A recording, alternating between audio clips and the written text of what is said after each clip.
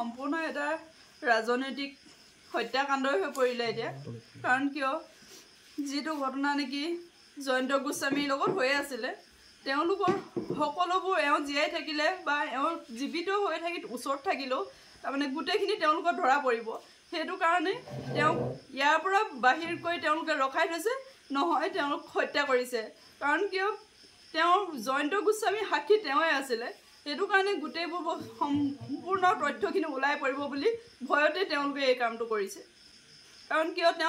যাওঁতে সেইটো কামত যে গৈছে সেই কথাটো মোক অৱগত কৰা নাছিলে আৰু মোক বেলেগ অফিচৰ কামত যাওঁ বুলি কৈছিলে সেইটো কাৰণে মই একো নাজানো সেই বিষয়ে সম্পূৰ্ণ মিছা কাৰণ কেলে পলিচি দুখন আছে দুখনত ইমান কোটি কোটি টকা হ'ব পাৰে জানো মই পাৰে বুলি মই ভবা নাই মই নাজানো বাৰু চোৱা নাই এখনত 18,000 ইখনত কিমান আছিলে মোৰ এতিয়া ইমান মনত নাই কিন্তু দুখন পলিচিত ইমান কোটি কোটি টকা হ'বগে পাৰে জানো আৰু কোটি টকাই হ'ল কোটি টকা পইচাৰ কাৰণে ইমান এটা কাম কৰি আছে সেই কোটি টকাটোৰ কাৰণে নিজে মৰি যাব পাৰে আনক হত্যা কিয় কৰিব লাগে দেখোন নিজে ইমান গাড়ী চলাই থাকে স্কুটাৰ চলাই থাকে ক'ৰবাত খুন্দা মাৰি দেখোন সেইটো মৃত্যুবৰণ কৰিব তেতিয়াওতো আমি টকাটো পালোহেঁতেন কাৰোবাক হত্যা কৰিব লাগে নেকি এইটো এটা সম্পূৰ্ণ ষড়যন্ত্ৰ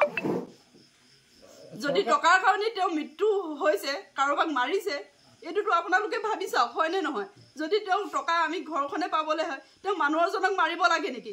গাড়ীখনো দেখোন এক্সিডেণ্ট কৰি দিব পাৰিলেহেঁতেন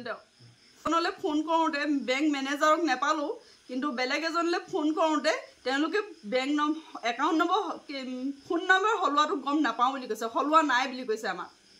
কিন্তু বেংক মেনেজাৰক নাপালোঁ ফোনত নৰ্থ ইষ্টত আছে আৰু SBIত আছে SBIলৈ যাবলৈতো সময় পোৱা নাই কিন্তু নৰ্থ ইষ্টত কেনেবাকৈ সেই ধেমাজিৰ পৰা গৈছে যদিও মই নাজানো কিন্তু তালৈ খবৰ কৰোঁতে কিন্তু সলোৱা নাই বুলি আমাক জনাইছে